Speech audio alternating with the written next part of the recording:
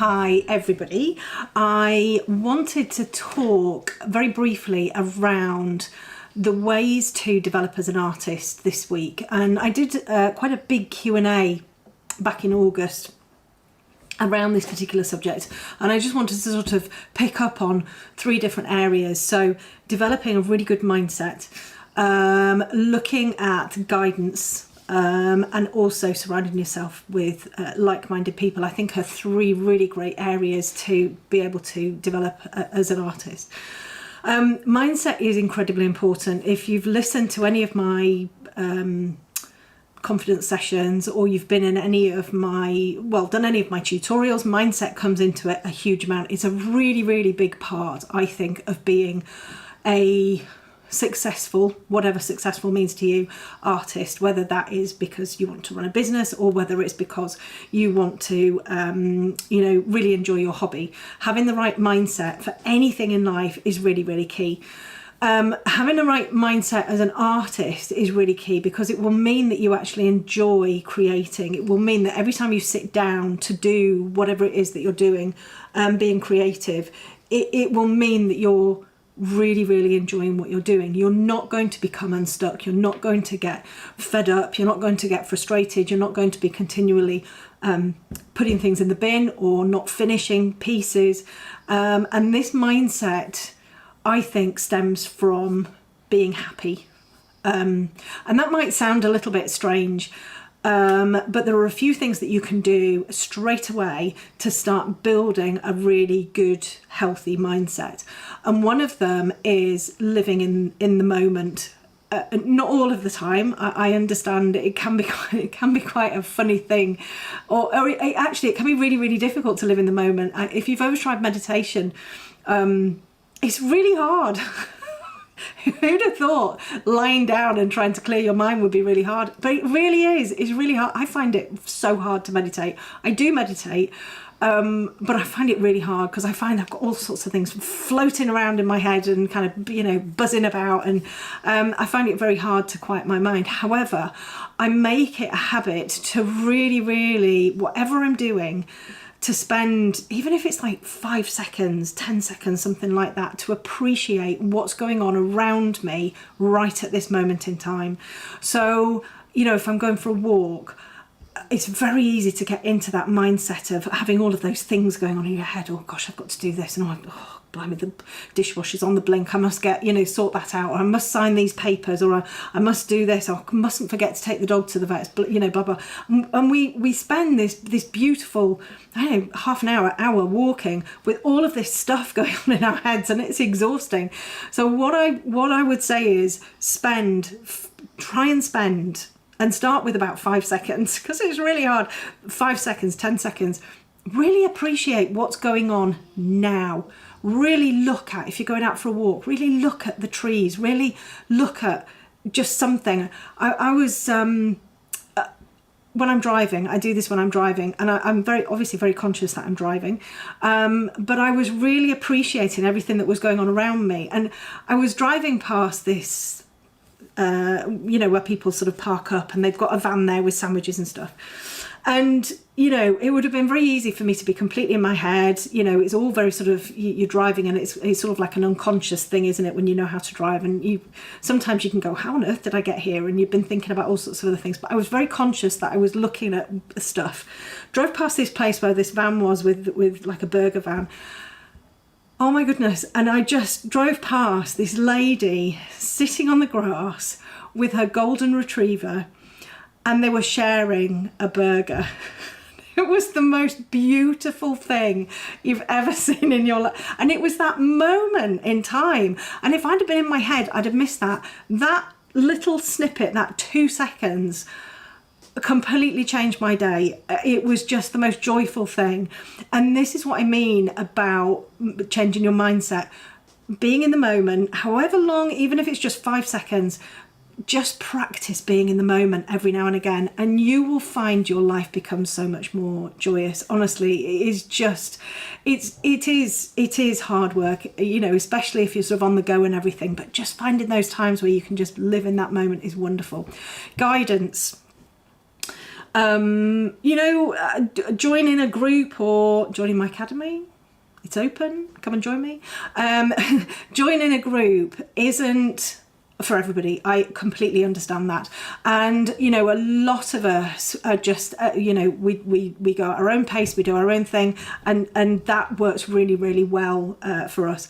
What I would say is, if you don't want to actually physically join something, being in a group, whatever genre you're working in, being in a group is really great, because actually it allows you to ask questions, it allows you to feel part of something, and it does give you a little bit of that guidance. Guidance, I think, is really important, and it could be that you use guidance as something like a critique. And you know how I feel about critiques. I think they're really, really important, to be able to have somebody else's eyes on your work, to be able to really see where what you're doing brilliantly. I think that's incredibly important, for somebody to point out where you're doing everything right, and then point out where you can start to develop your work from there. Finding an artist who'll do that for you, a group that'll do that for you. I know there are quite a few artists who do offer sort of like a critique service. Is really, really important. And also learning how to critique your own work. Again, I think a really, really important factor. This is going to stop you feeling bad about your work. It's going to stop you throwing things in the bin, and it's going to allow you to finish your work as well. I know there's a lot of people with unfinished pieces in their drawers, and we want to finish the pieces. We want to feel really proud of our pieces. Whatever stage of development we're at, we want to feel really, really proud of what we're doing. And then, what was the last one? Yes, surrounding yourself by like-minded, supportive people. This is really important, and this is going to really help your mindset. You will know that if you are in a really great mood, and you walk into a room and you kind of walk in and you go, oh, what's been going on here? Everybody's really grumpy. You know that when you walk into a room of grumpy people, that grumpiness is going to wear off on you, and you will end up walking out being a grump as well. And we as humans really, really feed off the energy of other people. We really do. And energy is so important. You know that I'm a huge advocate of the law of attraction and vibrations, and keeping your vibrational energy really high, and in the right place. And if you've been in a group of people, so a concert, so you all go to a concert with your favourite band, the atmosphere is electric. The atmosphere is fantastic, because everybody there is enjoying the music. They're loving the same thing. They've got that same amazing vibration, and you're sharing that with them. And even if you went to the concert feeling a bit of a grumpy pants, the likelihood is you're going to come out going, oh my God, that was absolutely amazing. A lot of that obviously is the fantastic band that you've been watching. A lot of it is that vibrational and energy that you have shared. If you go to church, singing in church is just the most incredible thing. I used to go to church, and I went, I have to say, purely for the sort of like the singing side of stuff, because I just loved it. If you're if you're in any kind of choir, singing in a group, you have that. Again, you have that shared energy, that shared vibration, and it rubs off on you. You can't help but have it rub off on you. And if you walk into a room feeling a bit grumpy and everybody there is happy, that happiness is then going to rub off on you as well.